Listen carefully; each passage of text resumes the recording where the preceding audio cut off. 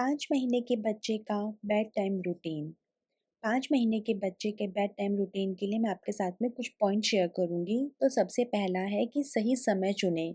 Fix कर दें एक बेड टाइम।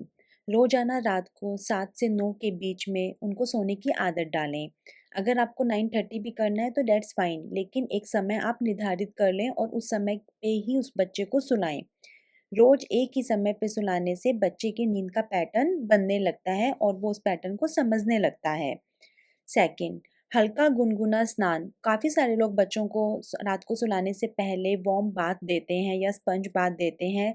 वो टोटली आपके ऊपर डिपेंड करता है कि आप ऐसा करते हैं कि नहीं करते हैं। अगर आप करते हैं तो हल्के गुनगुने पानी से नहलाने से बच्चे को आराम मिलेगा। और ठंड के मौसम में तो आप गीले कपड़े से ही शरीर को पोंछो, अगर आपको पोंछना ही है तो, क्योंकि बहुत ज़्यादा बार-बार नहलाने से बच्चे को ठंड लग सकती है।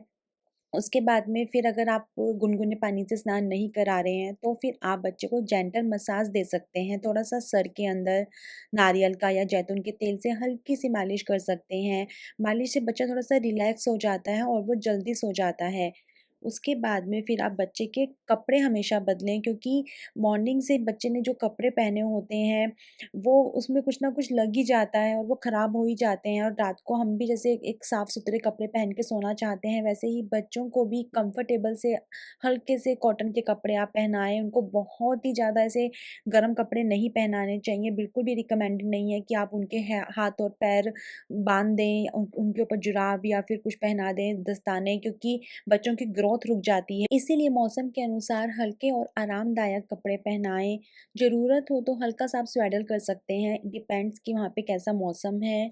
उसके बाद में नेक्स्ट पॉइंट है कि आप लाइट्स को डिम कर दें। 10 मिनट पहले आप लाइट को डिम कर दें। बच्चे के सोने से पहले कमरे की रोशनी हल्की कर दें, ताकि कि बच्चे को समझ में आ जाए कि ये उसका नैप टाइम है, उसको अब सोना है।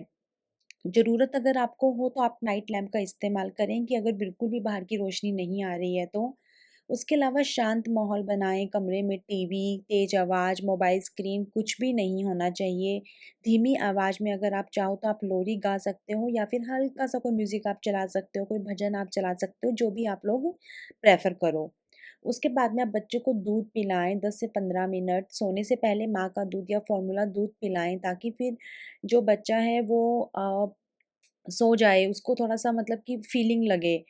ध्यान दें कि दूध पिलाते-पिलाते बच्चा नहीं सोए, ताकि उसे बिस्तर पर सुलाने की आदत बने। अगर आप बैठ के फ़ीडिंग करा रहे हो तो फिर पहले फ़ीड कराओ, बर्प दिलाओ, उसके बाद में उसको बिस्तर पे सुलाओ।